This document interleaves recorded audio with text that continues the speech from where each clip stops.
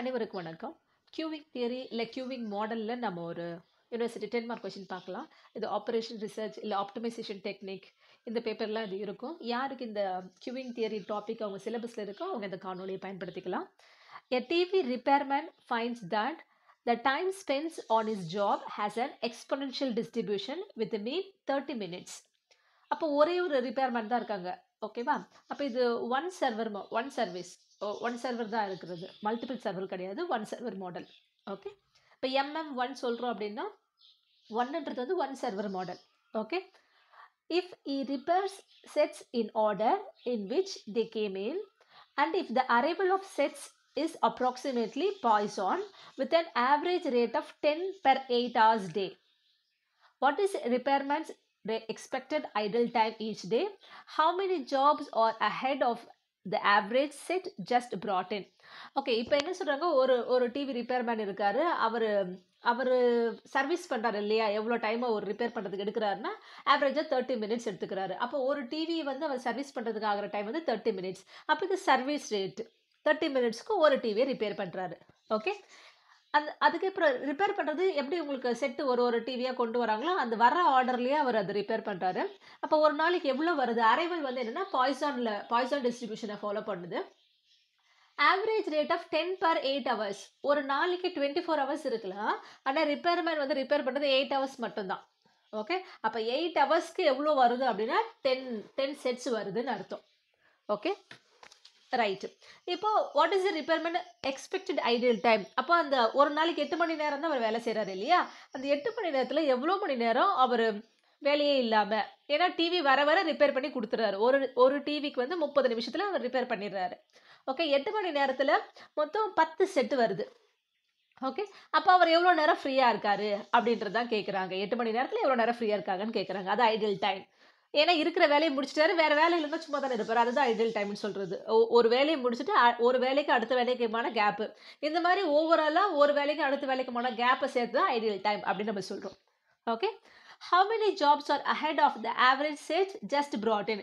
இப்போ ஒரு set TV repair பண்ணிட்டு இருக்கும்போது இன்னொரு செட்டு வரலாம், இல்லை 2-3 செட்டு வந்திருக்கலாம். அப்போ ஆவரேஜாக அவர் எவ்வளோ இருக்குது சிஸ்டத்தில் அப்படின்னு கேட்குறாங்க. ஓகேவா? ரைட். இப்போ அரைவல் ரேட் நம்ம சொல்லும்போது ஃபஸ்ட்டு எப்பவுமே அரைவல் ரேட் நம்ம எழுதிக்கலாம். அரைவல் ரேட் வந்து லாம்டா அப்படின்னு நம்ம மென்ஷன் பண்ணுவோம். இங்கே லாம்டா என்ன கொடுத்துருக்காங்க, அரைவல் ரேட் பற்றி என்ன கொடுத்துருக்காங்க, 10 per 8 hours கொடுத்துருக்காங்க. 10 per 8 hours, 8 hours a day. ஒரு நாளைக்கு 24 hours இருந்தாலும் அவர் 8 மணி நேரம் தான் வேலை செய்கிறாரு. அப்போது 8 மணி நேரத்துக்கு 10 செட்டு வருதுன்னு அர்த்தம். 10 by 8 செட்ஸ்.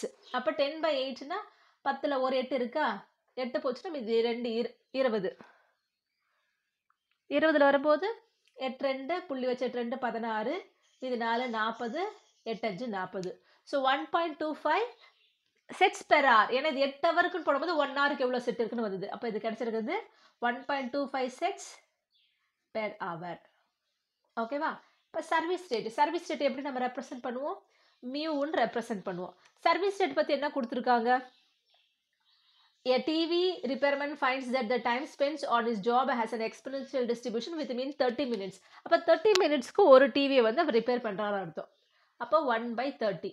ஆனால் இங்கே முன்னாடி பார்த்தீங்கன்னா நம்ம லாம்டா வந்து பெர் ஹவருக்கு கண்டுபிடிச்சிருக்கோம். அப்போ இதையும் நம்ம பெர் ஹவருக்கு கண்டுபிடிக்கணும். அப்போ பெர் ஹவர் சொல்லும்போது நம்ம என்ன பண்ணுவோம், பெர் ஹவர்னா இன்ட்டு 60 மினிட்ஸால் மல்டிபிள் பண்ணும்போது பெர் ஹவர் கிடச்சிடும். அப்போ 30 அதை கேன்சல் பண்ணது 2. அப்போ 2 sets per hour. 2 sets per ஹவருக்கு வந்து அவர் ரிப்பேர் பண்ணுறாருன்னு அர்த்தம். ஓகே. இப்போ எவ்வளோ நேரம் அவர் சும்மா இருக்கிறாருன்னு நம்ம கண்டுபிடிக்கிறதுக்கு முதல்ல அவர் எவ்வளோ நேரம் பிஸியாக இருக்காருன்னு நம்ம கண்டுபிடிக்கணும். அதை தான் இந்த ப்ரொபோர்ஷன் ஆஃப் யூட்டிலைசேஷன் இல்லை யூட்டிலைசேஷன் ஃபேக்டர் அப்படின்னு நம்ம சொல்லுவோம். அந்த யூட்டிலைசேஷன் ஃபேக்டர் என்ன அப்படின்னா லாம்டா பை மியூ. ஓகே. லாம்டாங்கிறது இங்கே 1.25 டிவைடட் பை மியூன்றது வந்து 2. ரெண்டுமே பெர் ஹவர்ன்றதால இது உங்களுக்கு என்ன வருது, உங்களுக்கு பெர் ஹவருக்கு தான் இது நம்ம யூட்டிலைசேஷன் ஃபேக்டர். ஓகே. பெர் ஹவருக்கு யூட்டிலைசேஷன் ஃபேக்டர் 1.25/2 அப்படின்னா அவர் எவ்வளோ நேரம் வேலை செய்கிறாரு, 8 hours ஒர்க் பண்ணுறாரு. அப்போ the number of hours for which the repairman busy in 8 hours a day. 8 ஹவர்ஸில் அவளை எவ்வளோ யூட்டிலைஸ் பண்ணுறாரு அப்படின்னா 8 times lambda by mu. Okay. அப்போ 8 into 1.25/2, 2ஆல் கேன்சல் பண்ணால் 4, 4 1s are 4, 0.25 into 4 அது ஒரு 1 வரும். ஸோ மொத்தத்தில் 5 வரும். ஓகே, அப்போ எவ்வளோ ஹவர்ஸ் 8 மணி நேரத்தில் இவர் பிஸியாக இருக்காருன்னா 5 ஹவர்ஸ் இவர் பிஸியாக இருக்காரு. அவுட் ஆஃப் 8 ஹவர்ஸில் 5 ஹவர்ஸ் பிஸியாக இருக்காரு. அப்போ எவ்வளோ நேரம் 8 ஹவர்ஸில் அவர் சும்மா இருக்கிறா அப்படின்னா ஓவரால் அவர் ஒர்க் பண்ணுற அவர் 8 ஹவர்ஸ். அதில் அதாவது அவர் ரிப்பேர் பண்ணுறதுக்கு அவைலபிளாக இருக்கிறது 8 ஹவர்ஸ். அதில் அவர் எவ்வளோ நேரம் பிஸியாக இருக்காரு? 5 ஹவர்ஸ் பிஸியாக இருக்காரு. அப்போ செப்பரேட் பண்ணால் 3 ஹவர்ஸ்.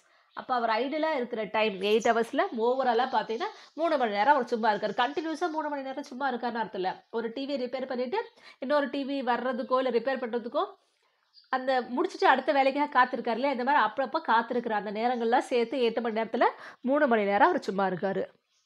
ஓகே, ஸோ ஒரு பார்ட் முடிச்சிருக்கோம். இது செகண்ட் பார்ட் கேட்டிருக்காங்க. செகண்ட் பார்ட் என்ன கேட்டிருக்காங்க? How many jobs are ahead of the average set just brought in கேட்டிருக்காங்க இல்லையா. அப்போ இது சொல்லும்போது how many jobs are ahead of the average set just brought in அப்படின்னா அப்போ ஆவரேஜ் நம்பர் ஆஃப் கஸ்டமர்ஸ் இந்த சிஸ்டம். இங்கே கஸ்டமர்ன்றது டிவி தான் நமக்கு. ஓகே, அப்போ expected or average number of TV sets இந்த சிஸ்டம் அப்படின்னு சொல்லும்போது நம்ம என்ன ஃபைண்ட் அவுட் பண்ணணும்? எல்எஸ் ஃபைண்ட் அவுட் பண்ணணும். MM1 மாடல் 1 சர்வர் அதுக்கு என்ன ஃபார்முலா அப்படின்னா lambda by mu minus lambda. Lambda by mu minus lambda. So கண்டுபிடிக்கலாமா? ஸோ லாம்டா என்னன்னு கண்டுபிடிச்சிருக்கோம்? 1.25 டிவைடட் பை மியூ வந்து 2 மைனஸ் லாம்டா 1.25. அப்போ 1.25 டிவைடட் பை 2ல் 1.25 போச்சுன்னா 0.75. நியூமரேட்டர் டினாமினேட்டர் ரெண்டுமே 2 டெசிமல் இருக்குது. அப்போ மேலே கீழே 100ஆல் மல்டிபிள் பண்ணும்போது அந்த பாயிண்ட்ஸ் கேன்சல் ஆகிட்டு 125 டிவைட் பை 75 வரும். இதில் எடுத்து நம்ம 25ஆல் கேன்சல் பண்ணலாம். இதை 25ஆல் கேன்சல் பண்ணால் டினாமினேட்டர் 3 டைம்ஸ், இது 5 டைம்ஸ். இப்போ 5 டிவைட் பை 3 நம்ம சொல்லும்போது 4 3 3 இது 2 20 புள்ளி வச்சு 0 சுத்த 20 6 3 18 2 6 3 18 போயிட்டே இருக்கும். ஸோ இது அப்ராக்சிமேட்டாக இது நம்பர் ஆஃப் டிவி தானே. இப்போ 1.5 டிவி 1.5 டிவின்னு சொல்ல முடியாது இல்லையா. அப்போ ஆவரேஜாக 2 செட்ஸ். ஓகே, அவ்வளோதான். அடுத்த காணொலியில் சந்திக்கலாம். நன்றி, வணக்கம்.